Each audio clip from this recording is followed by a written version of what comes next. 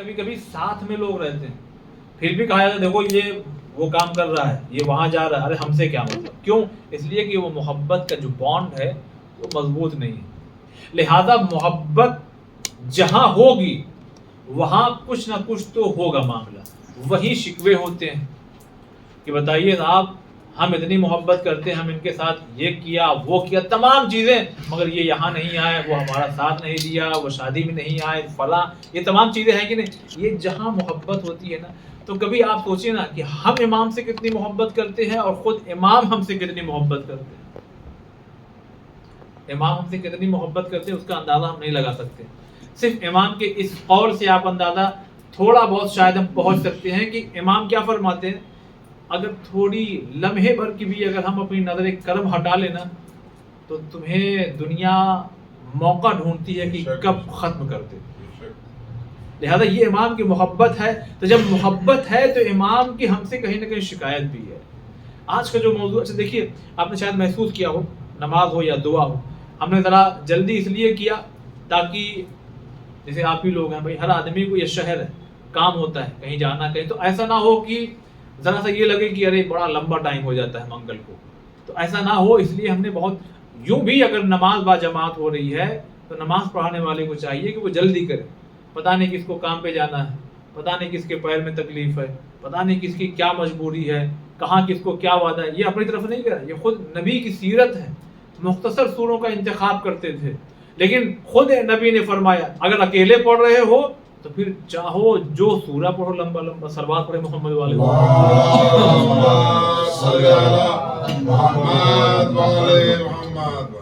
آیت اللہ مرشی نجفی رحمۃ اللہ علیہ، بہت بڑا نام ہے، کبھی کبھی مجلسوں میں ان کا ذکر کہیں نہ کہیں آتا رہتا ہے۔ ایشیا کی جو سب سے بڑی لائبریری ہے نا قم میں، وہ انہی کے ذریعے جو وہ قائم ہوئی تھی۔ آیت اللہ خود مرشی نجفی رحمۃ اللہ علیہ فرماتے ہیں کہ جب میں جوان تھا تو میرے دل میں ایک شوق پیدا ہوا، آج کا دور تو ہے نہیں، پرانا دور، کہ یہ شوق پیدا ہوا کہ عسکریین جائیں، یعنی سامرہ جائیں۔ سامرہ جائیں گے تو وہاں کس امام کی قبر ہے؟ ہمارے اور آپ کے 10ویں امام امام علی نقی علیہ السلام اور 11ویں امام امام حسن عسکری علیہ السلام۔ وہیں آپ کی والدہ کی بھی قبر ہے، وہیں آپ کی پھوپھی کی بھی قبر ہے۔ 4 قبریں جو ہے ایک ہی قبے کے نیچے ہیں، ایک ہی روضے کے اندر ہے۔ جو حضرات جا چکے ہیں انہوں نے دیکھا ہوگا، اور جو نہیں گئے خدا ہمیں جلد سے جلد زیارت نصیب فرمائے۔ بحق صدیقہ طاہرہ سلام اللہ علیہ، صلوات پڑھیں محمد۔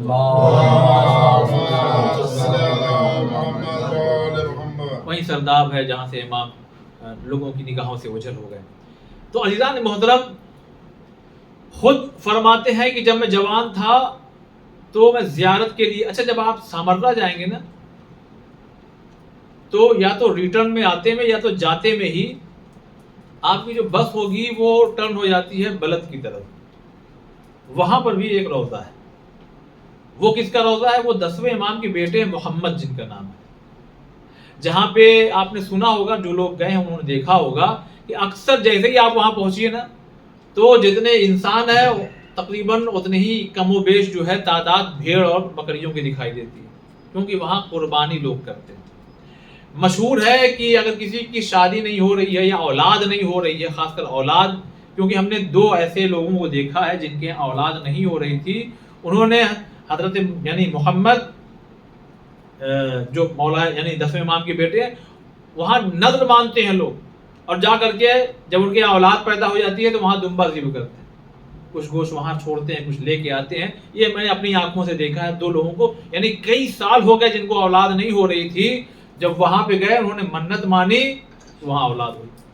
ایک وہ مقام ہم نے دیکھا، اور دوسرا مقام دیکھا ہے ہلہ میں۔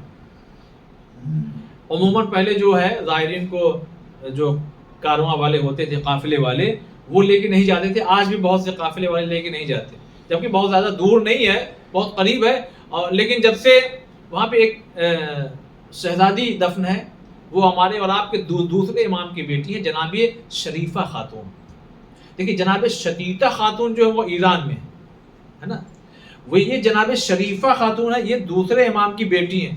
ان کے روضے میں یعنی جو لوگ جاتے ہیں، خود اللہ کا شکر ہے ہم نے بھی 2 بار زیارت کی، تو وہاں پہ جب آپ جائیں گے تو کبھی تو غور کیجئے گا، جیسے آپ انٹری لیں گے تو جیسے یہ ہے نا اس طرح سے بینر لگا رہے گا تشکر کا، شکریہ کا، کہ ہم آپ کے یہاں آئے تھے، ہم نے منت مانی تھی کہ ہمارے یہاں شادی نہیں ہو رہی ہے، الحمدللہ ہماری بیٹی کی شادی ہو گئی، ہم نے منت کی تھی ہمارے یہاں بیٹا نہیں ہو رہا ہے، تو یہ بینر بھی لگاتے ہیں تشکر کا یعنی شکریہ کا، لا کر کے بینر بھی لگا دیتے ہیں کہیں نہ کہیں باہر کہ ہمارے یہاں کتنی سال سے اولاد نہیں ہوئی. تو یہ دو مقام ہم نے دیکھے خاص، اسی لیے زیادہ تر وہاں لوگ پہنچتے ہیں کہ جن کے یہاں اولاد نہیں ہوتی، ایک بلد میں اور دوسرے ہلا میں. صلوات پر محمد.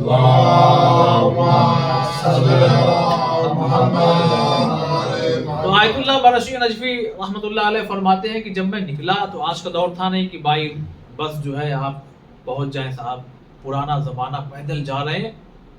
اتنے میں زوردار ہوا چلی، زوردار آندھی چلی، اور ایسی آندھی کی راستہ یہاں ہے ان کو ادھر لے کے جا رہی ہے، آدمی چاہ کر بھی ادھر نہیں جا رہا، اور ایسا معاملہ کہ سب بھول بھال گئے کہ اب راستہ کدھر ہے.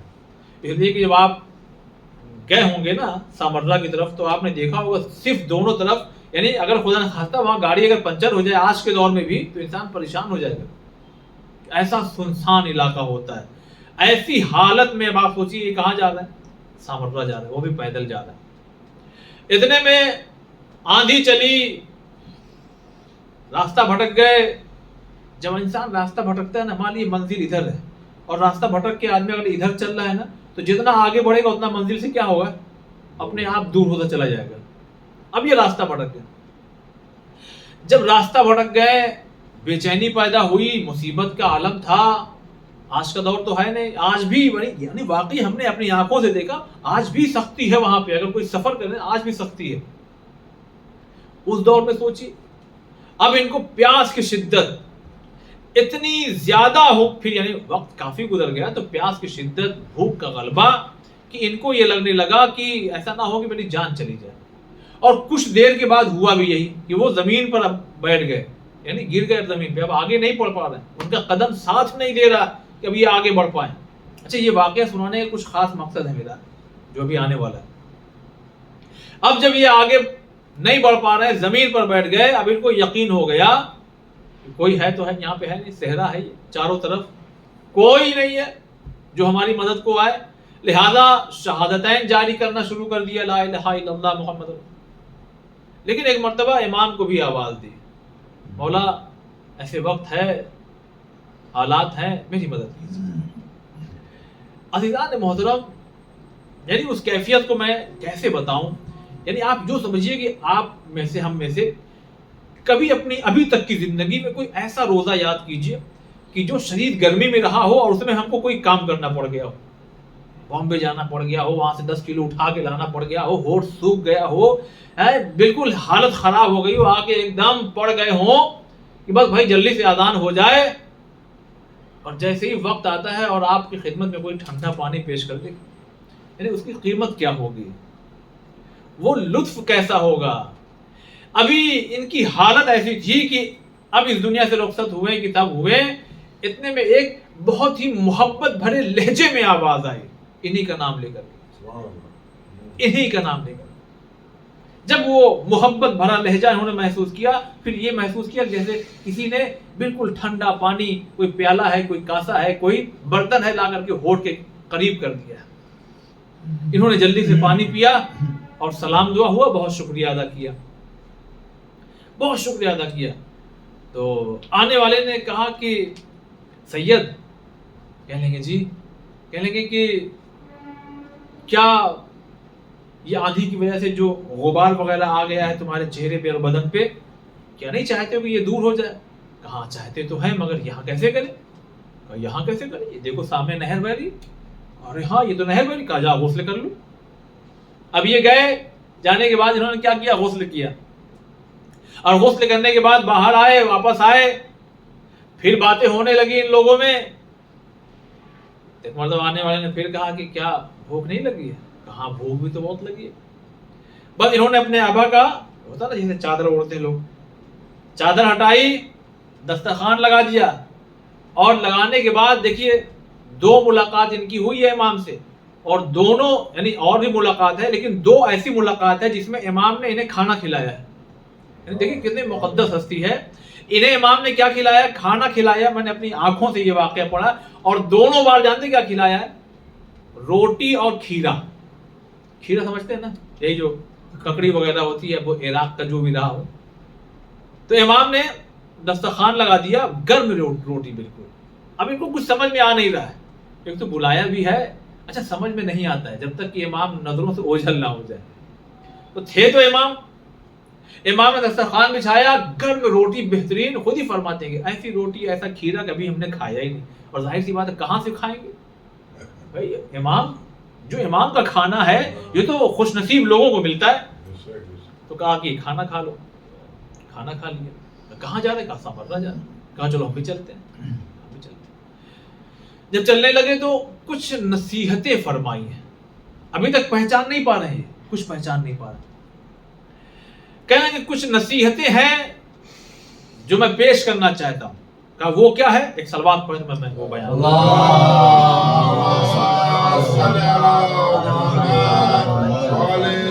یعنی بھائی جو ہمارا جو موضوع ہے نا, موضوع کیا ہے؟ ہم سے امام بہت محبت کرتے ہیں نا, تو کچھ شکوے ہیں ان کے. یعنی چاہتے ہیں, جیسے ایک باپ چاہتا ہے کہ میرا بیٹا کیسا ہو, تو اس سے کہیں زیادہ امام چاہتے ہیں کہ ہمارا چاہنے والا کیسا ہو. اگر آپ ترتیب دیکھیں نا, تو میں ترتیب وار میں پڑھوں گا کہ امام نے سب سے پہلے اگر کسی چیز کا حکم دیا نا, تو فرماتے ہیں کہ بھائی دیکھیے واجبات ان کے چاہنے والا تو چھوڑ ہی نہیں سکتا نا. تو واجبات پہ بات نہیں ہو رہی. اب کیا کہ قرآن مجید کی تلاوت سب سے پہلے جو بات فرمائی ہے وہ کیا کہ قرآن مجید کی تلاوت کی تاکید کرتے ہیں. ابھی یہ پہچان نہیں رہے, ابھی ایک گفتگو ہو رہی ہے کیونکہ بہت سے سوالات ہوئے, تو اس میں سے یہ بات نکل کے آئی کہ کچھ نصیحت. کہا نصیحت, تو پھر یہ سنیے آپ نصیحت. قرآن مجید کی تلاوت, خدا کی قسم امام کو, خدا کو بے پناہ یہ عمل پسند ہے, بہت پسند ہے. آپ یقین مانیے, آپ اگر سوچیں نا کہ اب تو میں قرآن ڈیلی پڑھوں گا, نہ جانے یہ فکر, یہ تصور, یہ خیال کتنی بار ابھی تک ہماری عمر میں پیدا ہوا, لیکن بار بار ہم شیطان سے ہار جاتے ہیں. میں اپنی بات کر رہا ہوں, لیکن اسی سماج میں رہتا ہوں. ہم اپنے حالات ہم لوگ بہتر جانتے ہیں. آپ ہمارے بارے میں, ہم آپ کے بارے میں سب نہیں جانتے, لیکن کتنی بار آپ خود سوچیے نا, کتنی بار آپ نے یہ ارادہ کیا ہوگا, نہیں ہر ماہ مبارک رمضان میں کم سے کم یہ ارادہ پیدا ہوتا ہوگا کہ یار 30 دن پڑھا ہے تو کم سے کم اس کو ایسا بڑھائیں گے کہ اگلے سال تک لے آ کے ملا دیں. لیکن 10 دن شیطان نہیں چلنے دے رہا. یہی سمجھنا چاہیے کہ ہم کتنے کمزور ہیں. ہم اتنے کمزور ہیں کہ شیطان صرف وہ, یعنی ہمارا ہاتھ نہیں پکڑتا. کل میں نے عرض کیا تھا, ہاتھ پکڑ کے کوئی کام نہیں کرواتا, صرف وسوسہ ڈال دیتا ہے اور ہم کام کر جاتے ہیں. یعنی ہم اتنے کمزور ہیں. پھر ہمارا کیا دعویٰ اتنا بڑا کہ ہم مولا کے چاہنے. ٹھیک ہے, ہمارا خدا کا شکر ہے کہ ہم اہل بیت کی محبت اپنے دلوں میں رکھتے ہیں, مگر بہرحال معرفت کا درجہ لوگوں کا الگ الگ ہوتا ہے. دوسرا کیا فرماتے ہیں؟ فرماتے ہیں کہ میں نماز شب کی تاکید کرتا ہوں. اور اس کے بعد کیا شکایت ہے؟ فرماتے ہیں کہ میری شکایت ہے لوگوں سے, خاص کر ان اہل علم سے شکایت ہے جو کہتے ہیں کہ ہم آپ کے چاہنے والے, مگر نہ قرآن پڑھتے ہیں نہ نماز شب پڑھتے ہیں. سے مراد مطلب کنٹینیو جو ہونا چاہیے اس طرح سے نہیں پڑھتے. یہ امام کی شکایت ہے کہ اہل علم سے خاص کر کہ یہ ہمیں یہ کہتے ہیں کہ ہم آپ کے چاہنے والے ہیں, امام کے چاہنے والے ہیں, مگر نماز شب. اللہ اکبر. عزیزان محترم, کچھ عمل ایسے ہیں نا جو واجب تو نہیں قرار دیے گئے. میں دیکھیے, میں دعوے سے کہہ رہا ہوں کہ نماز صبح کی, ابھی تک میں نے جو مطالعہ کیا ہے کتابوں کا, نماز صبح کی حدیثیں آپ جائیے ڈھونڈیے, ملیں گی آپ کو. لیکن اس سے کہیں زیادہ حدیثیں آپ کو نماز شب کے بارے میں مل جائیں گی, جبکہ یہ واجب نہیں ہے. لیکن واجب سے ہوتا نا کچھ چیزیں اتنی قریب تر ہے کہ اگر اسے انجام دیا نا تو خدا بہت سی رحمتوں سے نواز دے گا. خود آیت اللہ خمینی صاحب فرماتے ہیں اگر نماز شب نہ بھی پڑھو نا تو کوشش یہ کرو کہ جو اذان سے پہلے والا وقت ہوتا نا بس مصلی پہ بیٹھ کے گزار دو. کیوں؟ اب پانچویں امام کی ایک بات میں آپ کو یہاں پہ یاد دلاؤں کہ امام سے جب کسی نے سوال کیا تھا نا وہ کون سا وقت ہے جس کا شمار نہ دن میں ہوتا ہے نہ رات میں ہوتا ہے, تو یہ وہی وقت ہے جس میں نا کبھی کبھی بڑی مسجدوں میں اعلان ہوتا ہے کہ سحری کا وقت ختم ہو گیا، اب آپ لوگ سحری کرنا بند کر دیں، کیا فوراً اذان ہوتی ہے؟ نہیں ہوتی، 10 منٹ بعد ہوتی ہے۔ یہ جو وقفہ ہے نا، یہ بہترین وقت ہوتا ہے، یہی وہ وقت ہے جس کے بارے میں پانچویں امام فرماتے ہیں کہ اگر بیمار ہونا تو اس کو شفا ملنے لگتی ہے، اگر بے چین ہو، رات بھر نہ بے چینی سے گزارا ہو تو اس ٹائم سکون ملنے لگے گا، رات بھر جس کو نیند نہ آئی ہو اس وقت نیند آنے لگے گی۔ لیکن جو خدا کے بندے ہیں وہ رات بھر چاہے سوئے ہوں جاگے ہوں اس وقت مصلی پہ نظر آتے ہیں۔ اچھا، ایک خاص جس چیز کو میں چھیڑنا چاہ رہا ہوں، یہ وہ یعنی آیت اللہ خمینی صاحب نے جو بات کہی کہ اگر نماز شب نہیں بھی پڑھنا ہو تو کم سے کم اس وقت مصلی پہ بیٹھ جاؤ، تو اس میں جانتے کیا خاص وجہ کیا ہے؟ ایک تو یہ ساری چیزیں، دوسرا کیا، جیسے ہاسپٹل میں ہوتا ہے، اسٹیشن ریلوے اسٹیشن صاحب لائن لگے ہیں، تب تک ونڈو ڈاؤن ہو، بھائی کیا ہوا کہ میری شفٹ ختم ہو گئی، یہ بازو والی اب چالو، تو میرے یعنی ہم نے اپنے آنکھ سے دیکھا کہ یہ ہٹا اور دوسرا آ گیا، پتہ لگا اس کی ڈیوٹی 8 بجے تک تھی، اب یہ چلا گیا، اب جو آیا اس کی ڈیوٹی 8 بجے سے اب شروع ہو رہی ہے نا، بھائی صبح سے 8 بجے تک یہ تھا، لیکن اب جو آیا ہے اس کی ڈیوٹی 8 بجے سے اب جب تک آنورڈ، جب تک اس کی ڈیوٹی ہے۔ یہی وہ وقت ہے جس میں فرشتوں کی ڈیوٹی چینج ہوتی ہے، کچھ فرشتے آتے ہیں عرش سے اور کچھ فرشتے کیا ہے زمین سے جاتے ہیں۔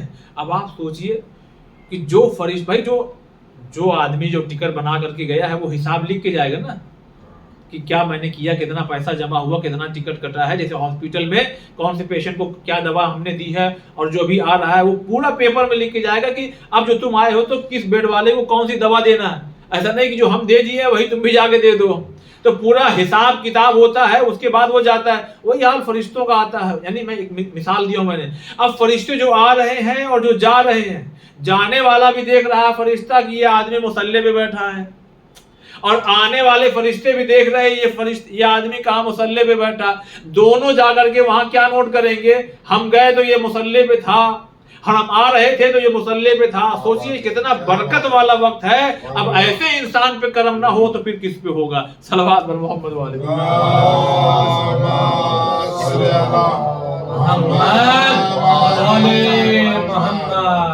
قبور ائمہ اور اولاد ائمہ کی زیارت پر جانا۔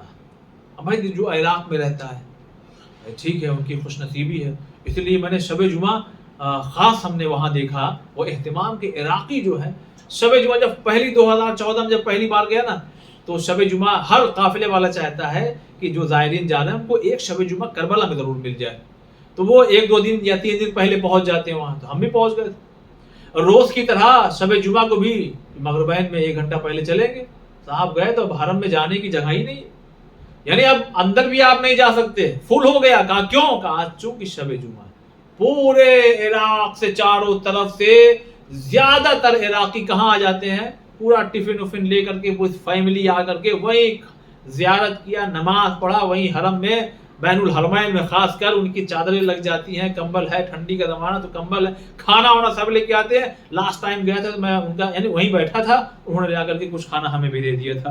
صلوات بر محمد۔ تو ائمہ اور اولاد ائمہ کے قبور کی زیارت پر جانا۔ چوتھا فرماتے ہیں کہ سادات کی عزت کرنا۔ دیکھیے سادات کبھی کبھی ہوتا ہے ارے یہ بڑا گنہگار ہے، ٹھیک ہے اس کو اس کے گناہ کی طرف متوجہ کرائیے، لیکن کہیں نہ کہیں یہ ذہن میں ہونا چاہیے کہ یہ اولاد رسول سے آپ اپنی نیت کے ساتھ جائیے، کیوں؟ اس لیے کہ اجر آپ کو وہاں سے ملے گا۔ سادات کی عزت کرنا چاہیے۔ پھر اس کے بعد فرماتے ہیں پانچواں، علماء، شہداء، صالحین، ان لوگوں کی بھی زیارت کرنا چاہیے، زندہ ہیں تو جائیں، انتقال کر گئے ہیں تو ان کی قبروں پہ جائیں۔ اور میں گفتگو کو جلدی جلدی تمام کر دوں۔ چھٹا فرماتے ہیں کہ خطبہ شخصیہ ہے نہج البلاغہ میں، اور جناب زینب سلام اللہ علیہ کے خطبے کو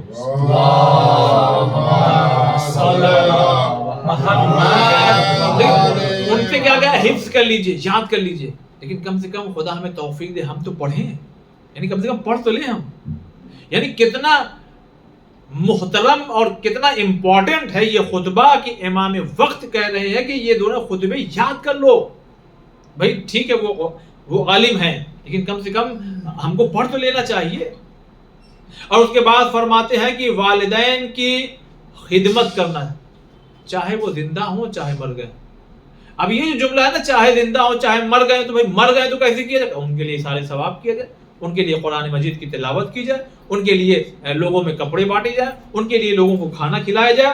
اور اس کے بعد فرماتے ہیں ایک عقیق کہ جس پر 14 معصومین کے نام لکھے ہوں اور کوئی انسان اس دنیا سے گزر جائے تو اس کے زبان پہ یا نیچے رکھ دیں۔ ظاہر اس کا بھی فلسفہ ہے جو امام بہتر جانتے ہیں۔ 14 کیوں؟ انسان کی زبان بند ہو جاتی ہے اور سوال ہوتا ہے قبر میں خدا کون ہے، رسول کون ہے، ہو سکتا ہے وہاں مدد ملے۔ پھر فرماتے ہیں کہ نماز جماعت میں جانے کی بہت زیادہ تاکید کی۔ یہ ہمارے یہاں بڑا مسئلہ ہے، خود کبھی کبھی ہم خود ہی گرفتار ہو جاتے ہیں اس میں۔ نماز جماعت ہو رہی ہے، ہم بیٹھے ہوئے، ارے ٹھیک ہے ہم پڑھ لیں گے، گھر ہی پڑھ لیں گے، چھوڑ جانے، ابھی تو بہت ٹائم ہے، کوئی مسئلہ نہیں، پڑھیں گے۔ نہیں، نماز جماعت میں جانے کی امام وقت ہم کو کیا تاکید کر رہے ہیں۔ پھر فرماتے ہیں کہ صحیفہ کاملہ، صحیفہ سجادیہ کی دعاؤں کو حفظ کرنا اور ان کو زیادہ سے زیادہ پڑھنا۔ انہوں نے جب یہ ہوا تو یعنی پہچان گئے کہ یہ امام ہے، اس تمام باتوں کے بعد تو انہوں نے کہا کہ مولا پھر ہمارے حق میں دعا کیجیے۔ اب جس کے حق میں امام دعا کر دیں تو جس کے حق میں امام دعا کر دیں تو پھر یہ نہ ہو تو اور کیا ہو کہ ہم یہاں کئی برس ہو گئے آج ان کا ذکر ہو رہا ہے۔ امام نے ان کے لیے دعا کیا کہ اللہ ان کے سینے کو علم سے بھر دے، ان کی محبت لوگوں کے دلوں میں ڈال دے، ان کو بغض و حسد سے نجات دے دے۔ یعنی دیکھیے یہ بھی اپنے آپ میں بڑی بات ہے کہ ہم یہیں سے ایک اور نتیجہ کہ ہم کو یہ دعا بھی کرنا چاہیے، اللہ ہمیں لوگوں کو حسد سے محفوظ رکھ، اس لیے کہ ابھرتا ہوا انسان کو لوگوں کے دکھوں سے تکلیف نہیں ہے، لوگوں کے سکھ سے تکلیف ہے۔ یہ کیسے یہاں تک بڑھ گیا، یہ کیسے یہاں آ گیا، یہ کیسے یہ ہو گیا، اب صاحب خود تو آگے بڑھ نہیں پائے، اب انہیں کو پکڑ کے کھینچو، ان کے اندر کمیاں نکالو، تو یہ کیا ہے؟ حسد ہے۔ تو امام نے ان کے حق میں دعا کیا، اللہ انہیں لوگوں کے حسد سے بھی، اس لیے کہ جو علمی کارواں ہے نا، یہ علمی راستہ، اس میں حاسد بہت ہوتے ہیں کہ جو انسان کو روکتے ہیں، تو امام نے ان کے لیے دعا کی۔ لہذا اذان محترم آج کا درس یہیں پر تمام ہو رہا ہے۔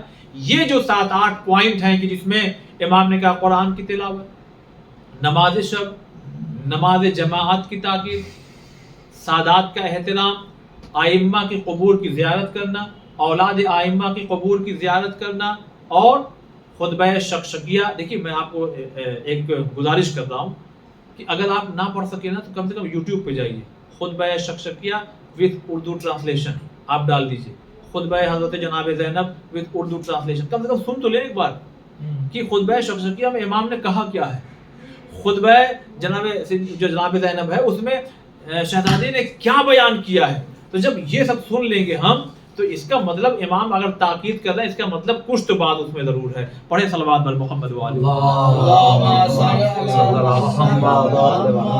اللہ ہماری اس مختصر سی عبادت کو قبول فرما، ہمیں نماز شب اور قرآن مجید کی مسلسل پڑھنے کی توفیق عنایت فرما۔